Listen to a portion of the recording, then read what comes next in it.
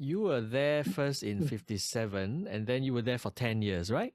Until Yes. 67. So this is actually No, until 66. 66, right? Okay. We did Sec 4 and 66, then that was it.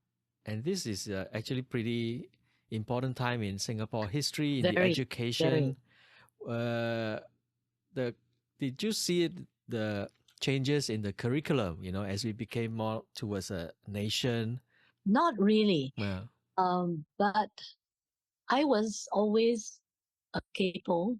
So because the National Library was very close by, and oddly enough, I don't know why my mother kept it up. Maybe because to make us read English, because she certainly didn't read the Straits Times. But we always subscribed in my home to an English language newspaper.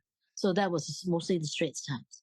And I read the Straits Times, from the time I was maybe about 6, I think, because I gone to kindergarten and I knew how to read. Mm. And then I really read the Straits Times a lot when in 1960, because somewhere, I can't exactly remember when, but it was after March. I got polio. Mm. And so I was stuck at home. My left side was totally paralyzed. And that was about the only thing I could do, which was read. So my reading kind of went kind of, quite far back then. Went through the roof. Yeah. And I always had the newspaper with me, and whatever books there were, my brothers would buy things like, I think it was called Popular Science or Popular Mechanics or something like that. And I would read that because there was nothing else to do. I finally managed to walk again sometime before the end of that year, which was 1960.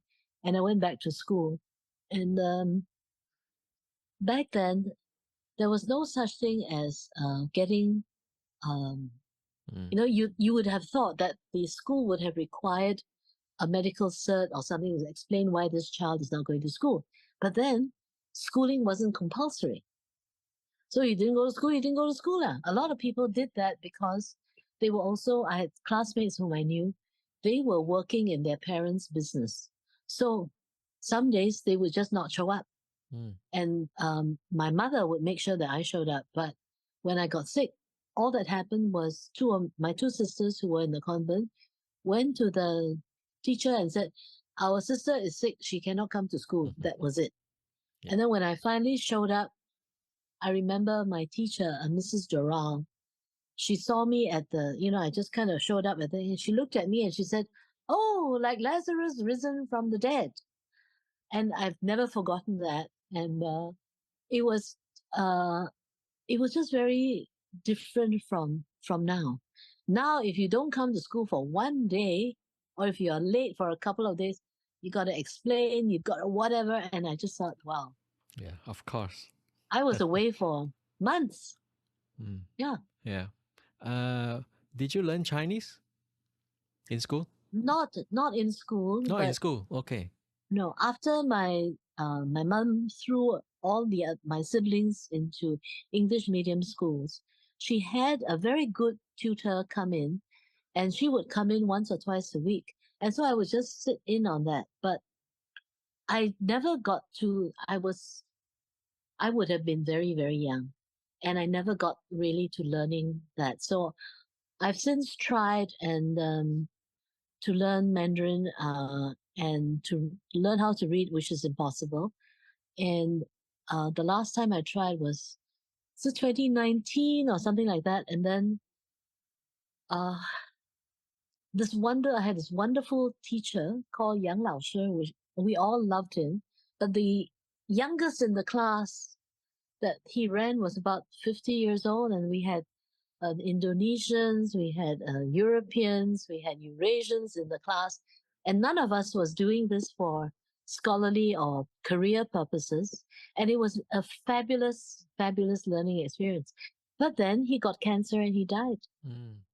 So I just thought, if I needed a message from above to tell me, forget about learning Mandarin, that was it. because that was like the third or fourth time I tried. Right. So CHIJ didn't offer Chinese at the time. No, it did. It But did. But you were there in the was Malay class. Right. I was in the class that did Malay, Right. except that when I got into Sec 3 and Sec 4, there was no time for my Malay class. I could only go to one of the classes in Sec 1 and Sec 2 because it was the neighboring class, and I would just walk over to the neighboring class and sit in on the class. But I couldn't go to the other class. So the cikgu was wonderful, and she would tell me what else, and she would give me the homework and everything aside.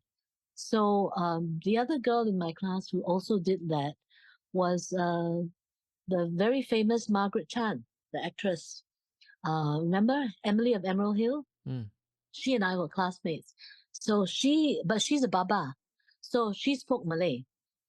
And towards the end of the year, Cikgu called us in and said, the two of you can go and sit for Standard 1, which was slightly more atas than the Sec 4 class. And Margaret did it and I didn't. Okay. But I still speak quite a bit of Malay. It's my it's just that my vocabulary's got too hot. Yeah. Could you talk a bit more about being in the Malay class? Because I think you said to me before that this was something you really enjoyed. Oh yeah. Yeah. Because I would go to what I was sometimes in the A class, sometimes in the B class. So then Sec 3, I was in Sec 3A, I think, and then after that Sec 4B, or maybe it could have been both B.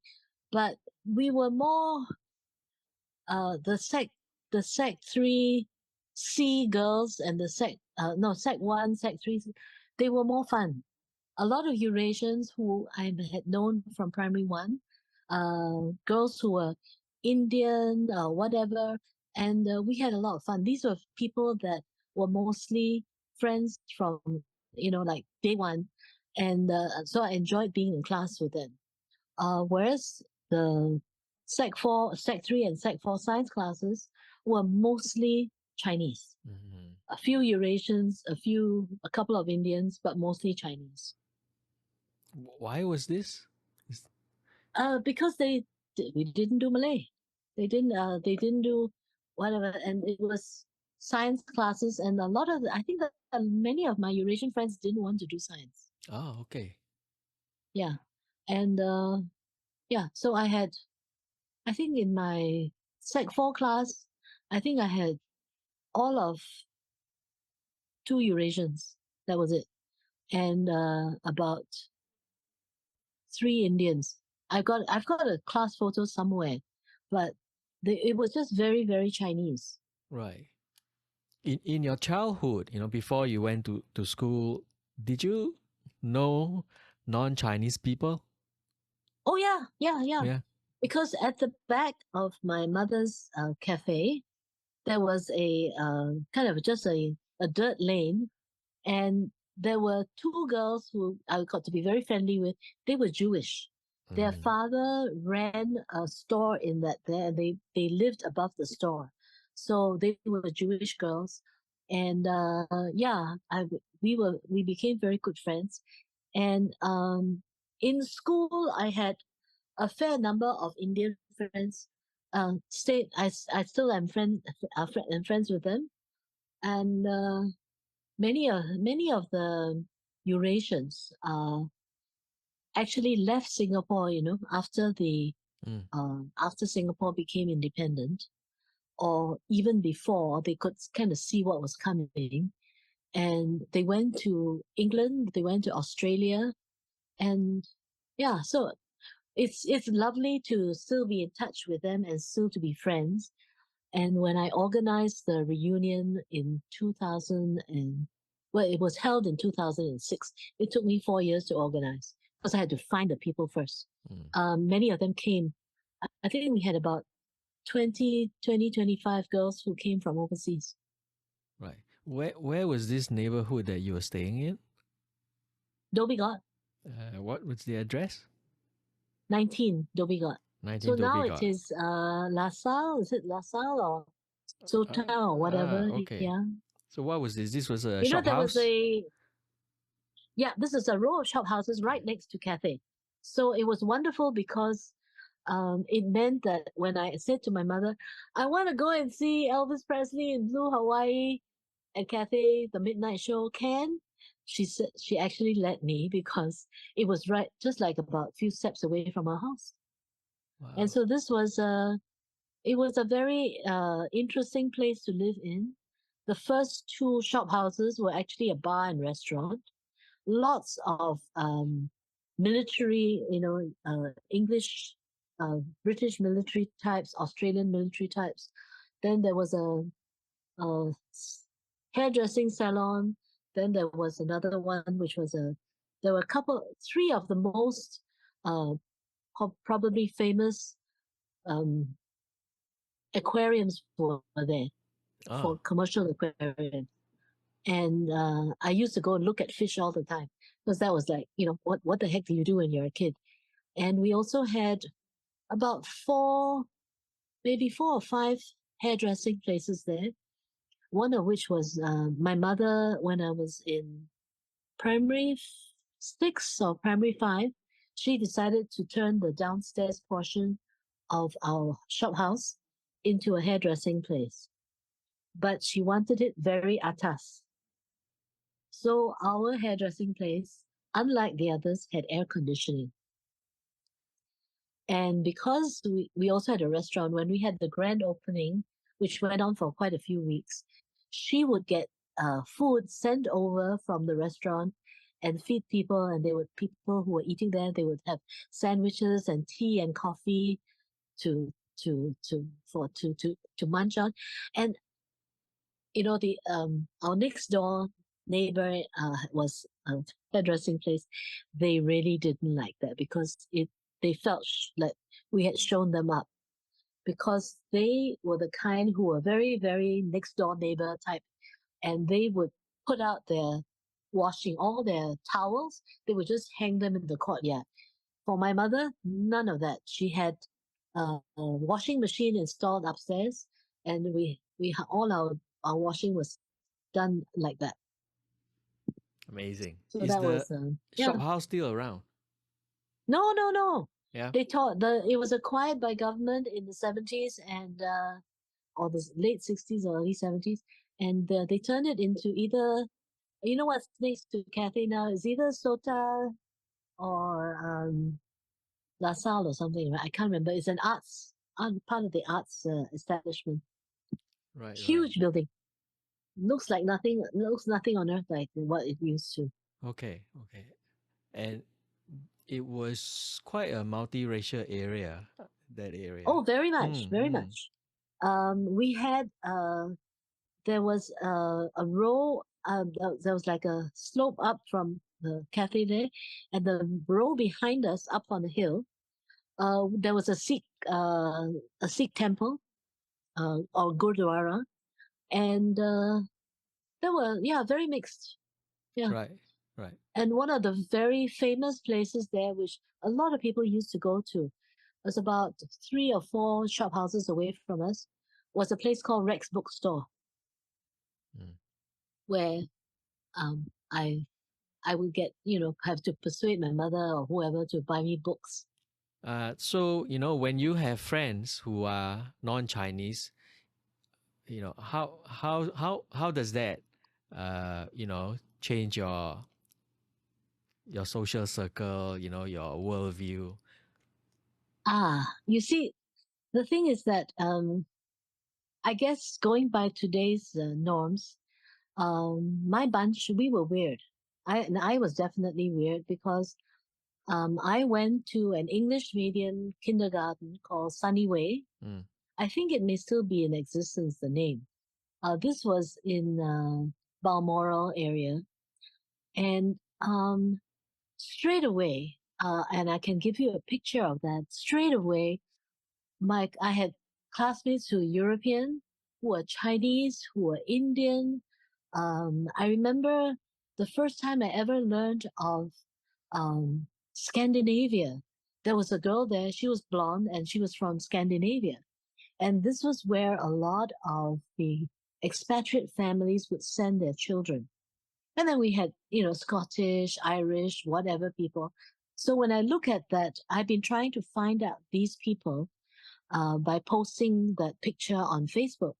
Haven't found anybody yet, except, um, well, the people that I know, Linda Lim, the famous Linda Lim, she was my kindergarten classmate. And the famous Laura Huang, she was also my kindergarten classmate. Which Linda Lim, the economist? Yes. Ah, okay. Yeah. And so we have stayed in touch. Yeah. We are not close, but we have stayed in touch. My two well early kind of besties was the girl this girl with this beautiful long plaits. She was Indian, and the one from Scandinavia. So not the Chinese ones, Mm, So I got very used to that, and in the convent we was very very mixed. So we had champo, and at one point, but it was in secondary school. The only people we really didn't have a lot of Malays, right. because we had Indian Muslims, but not Malays. Osman Wok sent his, I think, two of his daughters, or maybe he only had two daughters Mm, there, and one of them was my friend. And we haven't, we've lost touch, but they were the only Malays that I got to kind of know at that point. mm. So, and after that, going to university in Singapore, the University of Singapore at the time, very, very nicely mixed. And people that I hung out a lot of the people that we hung out with were Malaysians of all sorts, Yeah. Chinese, Indian, whatever. And then when I went to work in the civil service in Ministry of Defense, again, there was a mix. And of course, when I went into journalism, again, heck of a mix. Mm, So I'm more I I won't say I can't say I'm uncomfortable with kind of being in a situation which is everybody is Chinese. But I remember going to a party. uh a friend's daughter was having a big birthday party, but just her classmates. They all came after school.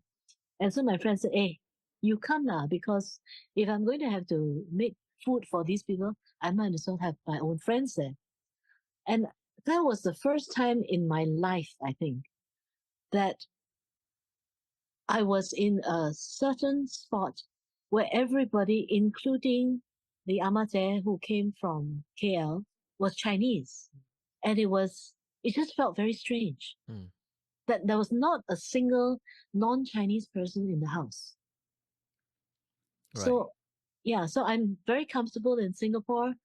Um, that's it. This is my media. This is my life. It's full of among my best friends are many non-Chinese. You're right. I mean, you said you got used to that and you became very comfortable with people of other ethnic groups. Yeah, Does that mean that, you kind of develop a better understanding, a deeper understanding of, the Indians, the Eurasians, and so on?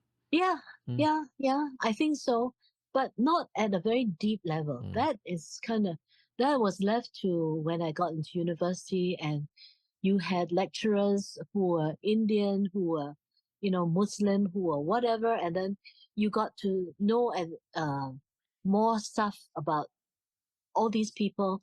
But it was in the beginning, it was just that, oh, we're all the same, right? I mm. remember one time, because after a while, I think it was secondary school, I used to bring my friends back to the restaurant. And I'd say, we'll just be in the restaurant, and we're going to eat at the back. And one time my mother said to me, I think I was in sec 3. She said, "Don't you have any nice Chinese friends?" And I thought, what a strange question to ask me. Like, why is the big deal?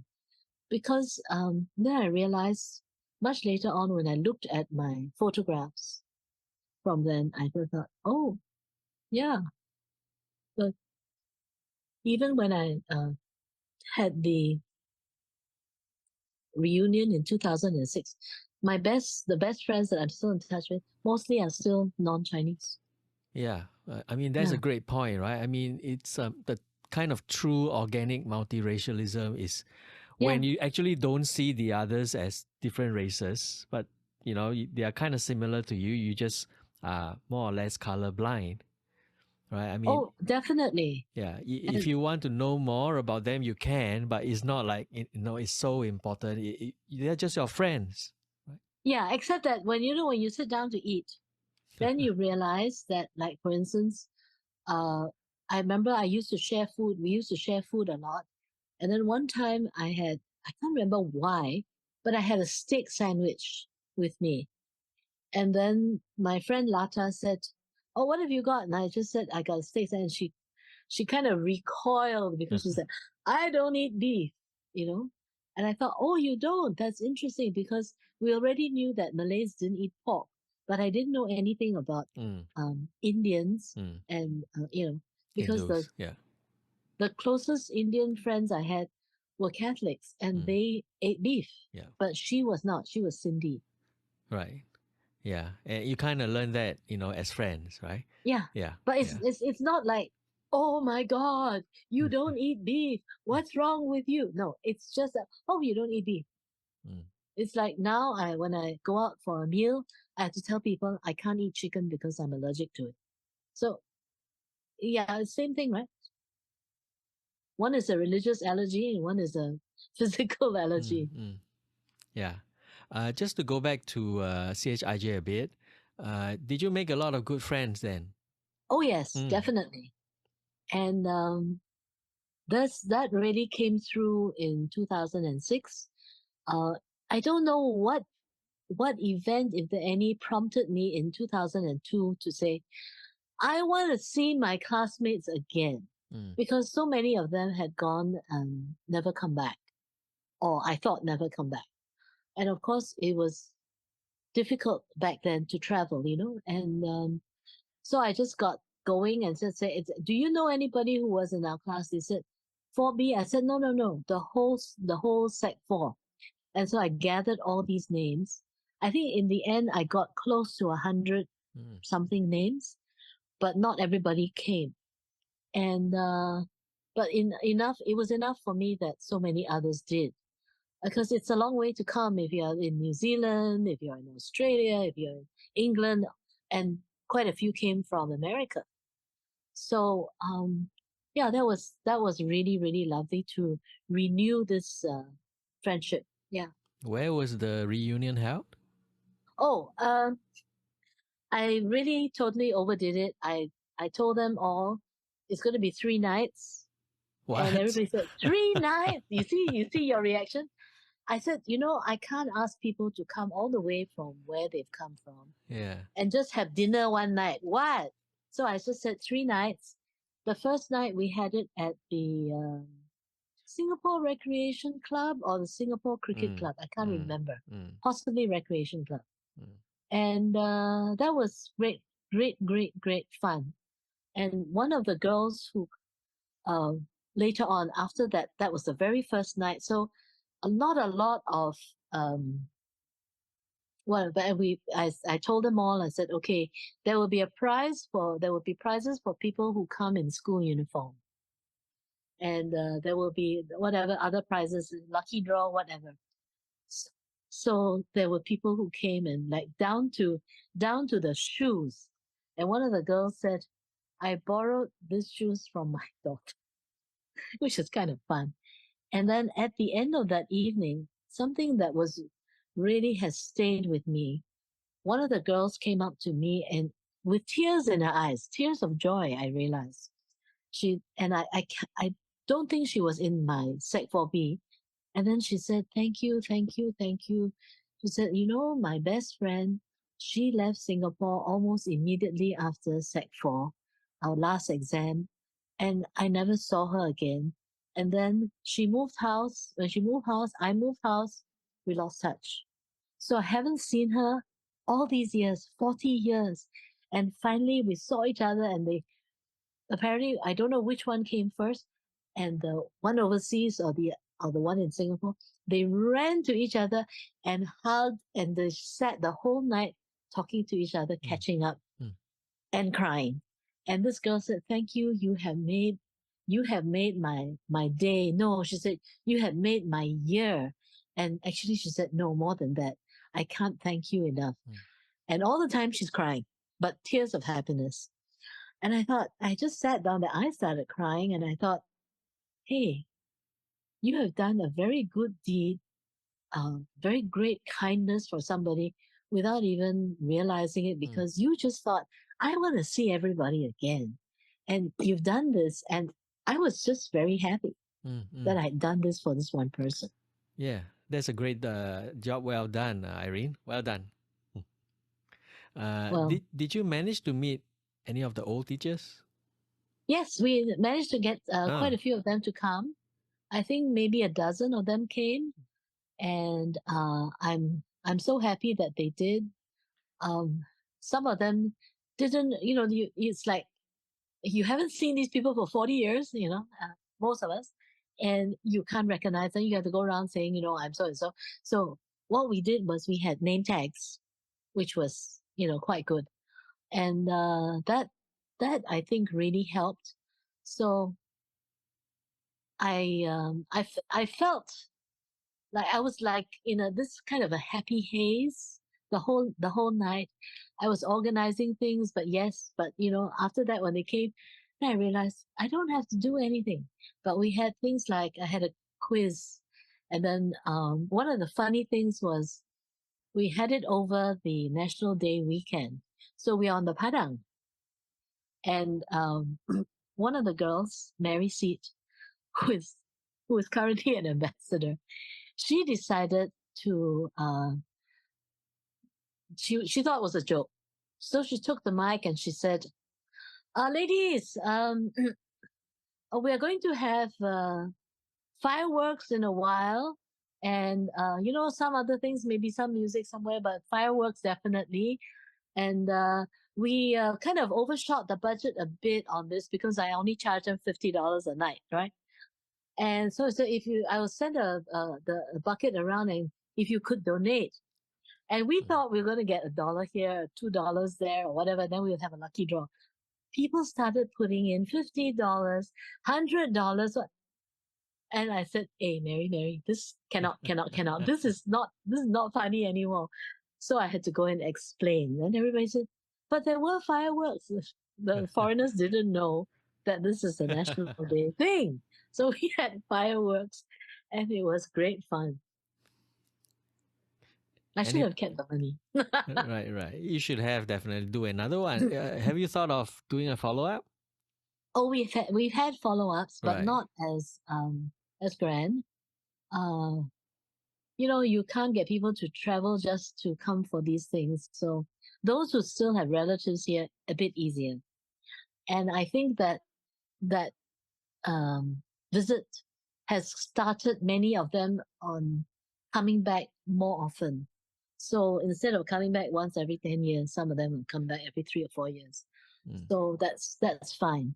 And then because of they were there for the reunion, and then they exchanged phone numbers, and then they would go around and have their own meetups and have a great time. So I was like, I didn't think about all these things, but when it happened, I was like thrilled to bits.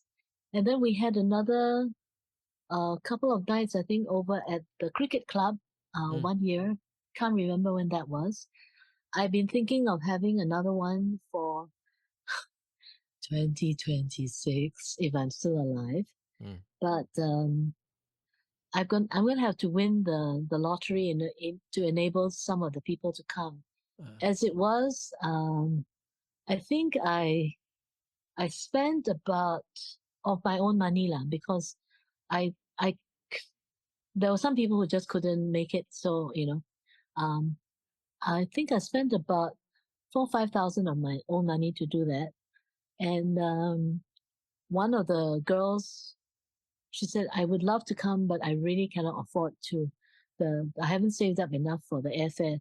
So we got her a ticket. mm. So that was about it, I think. Yeah, Right, right. two tickets. Yeah. Yeah, this is one of But the best stories I ever heard, in terms of reunion and getting back together. So if anyone is listening in would like to help Irene or organize the next one in 2026, uh, please uh, contact me. meanwhile, I went to buy Toto and I went to buy Singapore sweets. Good luck, but we want to cover all the bases. um, I mean, you have been involved in a couple of these kind of memory and heritage events, the reunion as well as the book, right? Do you think that CHIJ's heritage, right, and especially the memory of the old girls, has been enough done to document it and to celebrate No, it? No? no, no. I mean, the thing is that um, I say that because after CHIJ, I went on to ACS. Mm. So one year, one of the guys who had gone to America and become a lawyer, and then he decided to come back to Singapore, and he asked one question, "Hey, where's everybody?" And he got a reunion going, and we met each other. Then we said, "Hey, we should have a proper reunion dinner." And ever since then, we have had proper reunion dinners every 5 years. The whole shebang, girls and boys. A lot of the ACS reunions are Sec 4, and it's all boys. And yeah, that's what I learned from a new friend that I met last year. Mm. Because he showed pictures and I said, "Hey, they're all guys. What happened to the girls?" He said, "That's my Sec 4 class." So I thought, oh, because our boys, I think they may have their own Sec 4 reunion. I have no idea. But we've had very, very good reunions every 5 years. In fact, we had one last year early. We advanced it by a year because one of the girls who was one of the kind of movers and shakers in reunions, she was dying of cancer. Mm. So we brought it forward by a year, but she didn't make it. So and every year when we have it, there's a guy in our class who is very diligent about this, and he will take down all the names, and people will tell him, "Oh, do you know so and so is not well? Da, da, da, da, da. So and so died." So we will have a kind of a memorial kind of a thing, and everybody will stand and we'll sing then also we'll also sing the ACS anthem. The girls one we didn't sing the CHIJ anthem. It's a Mm. hymn actually, yeah. Right. So I think in a way maybe my bunch was exceptional, and the guys just do this reunion thing much better. Mm. Some friends I found who are, well, not necessarily ACS, they have reunions for their own class every year. Yeah. And I just don't know any of the convent gang who do that. You think this is a girl thing or a convent thing? I think partly it's because of that time when so many people left. Mm. And a lot of girls did not go on to university, did not go on to pre-U. So they didn't have that extra time of being adult, nearly adult, or, to kind of get to know each other even more and build on those bonds. So like, not a week passes that I'm not online with one or other of the guys. The girls no need to say, but the guys, and we're exchanging like giggles, jokes, whatever, or saying, "Hey, let's go and have lunch," whatever, um, or "Have you read this book?" Things like that, which and there's also the technology thing. Um, a lot of women Mm. don't do email. Some of them don't even do WhatsApp. Right. The guys are really into it. And I think it was just basically something of that time. Today, different. Um, but I just saw some picture of a new friend and her MGS kind of reunion. But it's like 20 odd people. Mm. Our gang, we have my convent reunion. I think we had about I can't remember because some people came over the 3 nights. I think a total of about 100 people came, including teachers.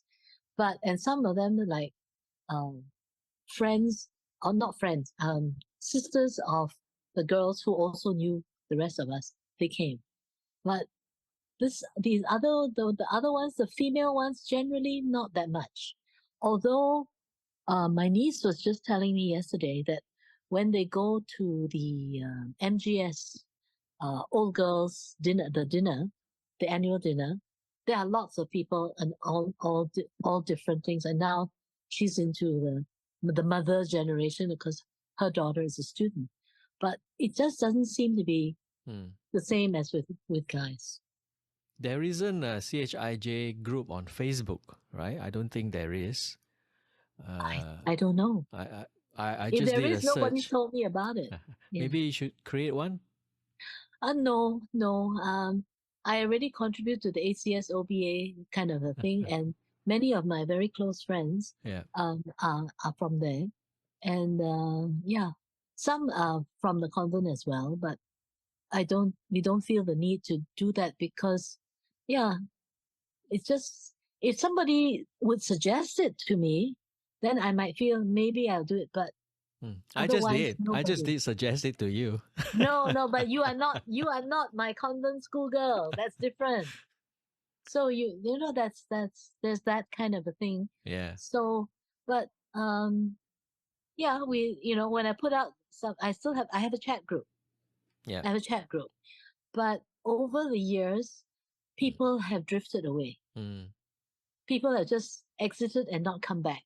So I don't know whether there is no ACS, at least the chat group from my class. I'm not in it, but we are definitely all connected. I just have a last question here to kind of round up about the school. In your memory, right, what is the heritage of CHIJ?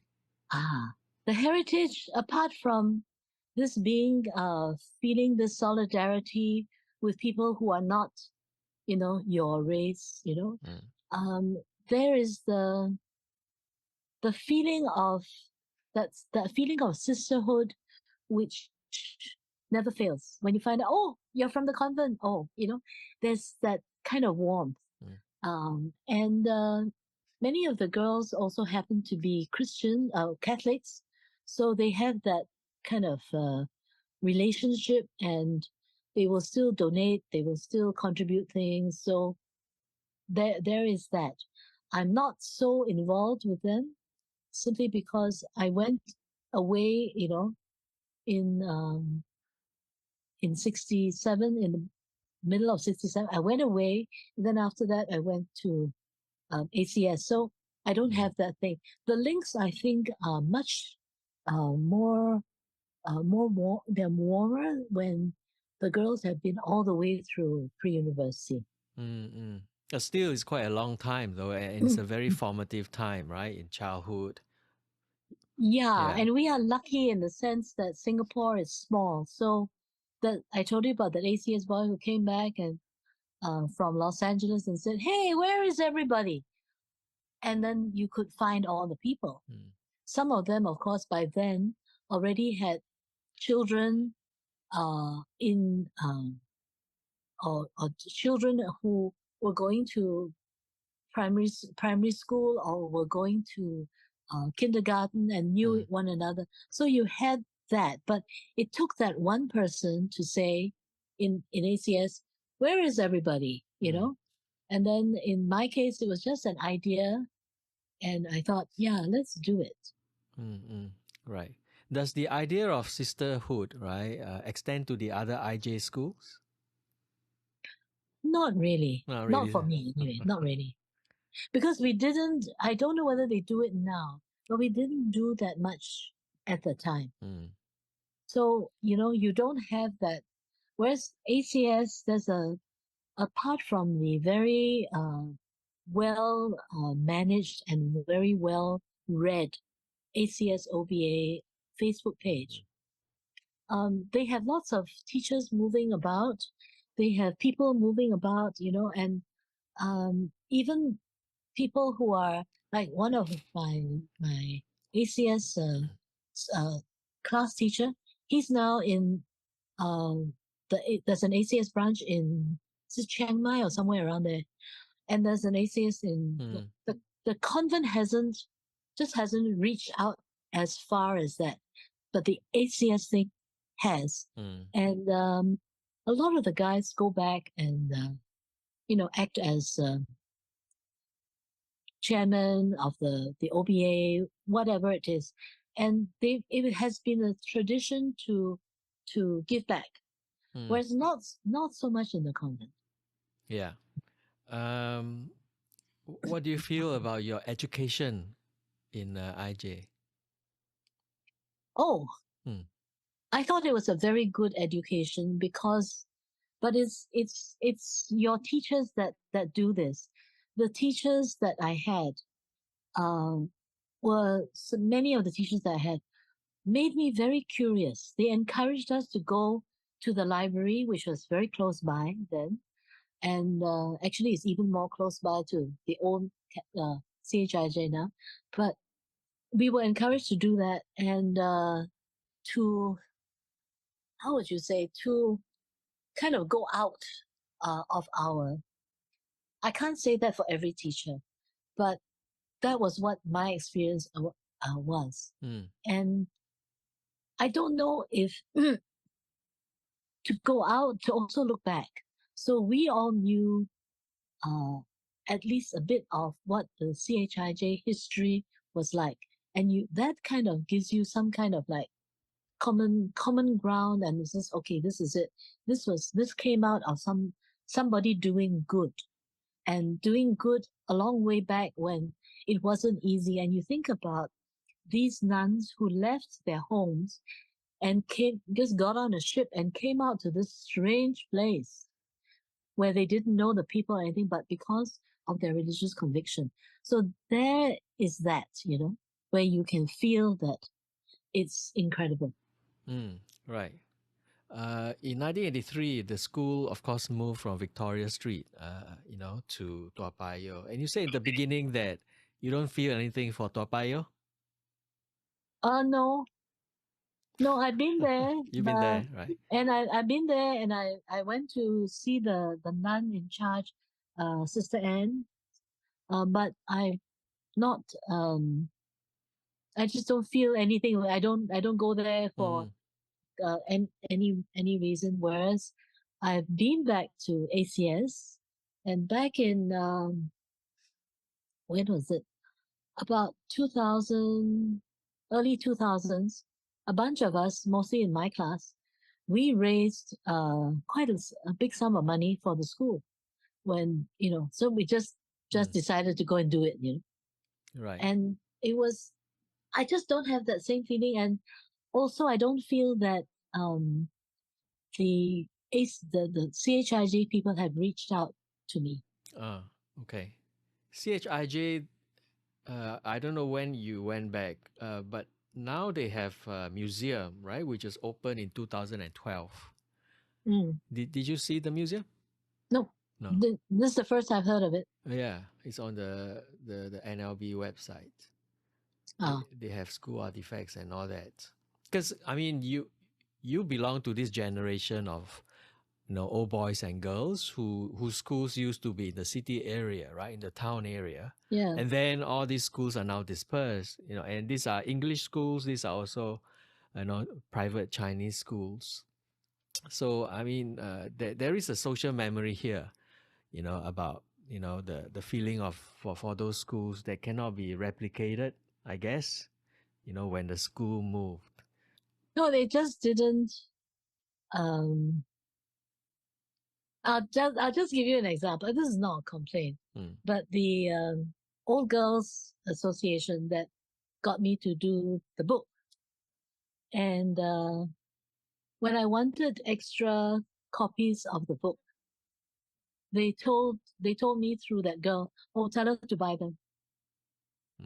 And I thought, okay, I got you. Is this official Old Girls Association? Is it still around? Yeah. Okay. Yeah, when I wanted the copies, and then I remember talking to the the principal at the time, I talked to her. Then she said, "Oh, so did I see you at the old girls' dinner?" So I said, "No." I said, "I didn't know, there was going to be one." Then she said, "They didn't invite you?" Huh? And I said, "No." Then she said, "I am so sorry. They should have." So I said, "It's all right, Sister Anne. I am all right with it. But I just know that this is how it is. So it's okay. That's quite I've done strange, right? as far as I'm concerned, I gave back and I did it willingly and it was all right. But if they didn't know who I was, they didn't care, fine. They just had the book. That was it. So I thought, is there a fundamental difference between women and men? I don't know when it comes to things like this. When was this book done? The year that they moved out. Okay. So this is the CHIJ Victoria Street book, right? Yeah. 1854 to 1983. You've seen No, it? they didn't have your name on it. Right? Is your name on it?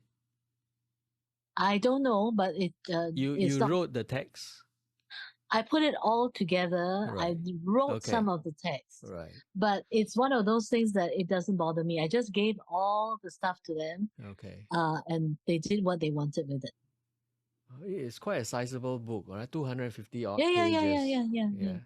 And And one of the best pieces in it is the one from David Marshall. Did you know that David Marshall went to yes, I CHIJ? did. I did because at one point they had boys, right? In the early Yes, part of yes. 20th And century. he wrote a lovely piece Oh, about that. really? My Yeah, gosh.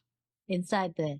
And what else is there to remember? But that was Okay. the best piece. It was short, crisp, and it was just thought, All right. wow, David Marshall is one of our alumnus.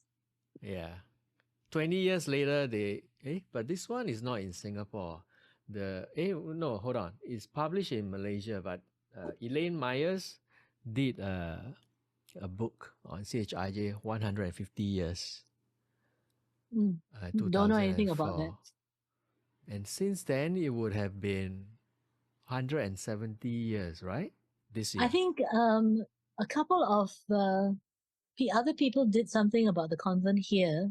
A Right. couple of the women, I can't remember their names, but I've met them.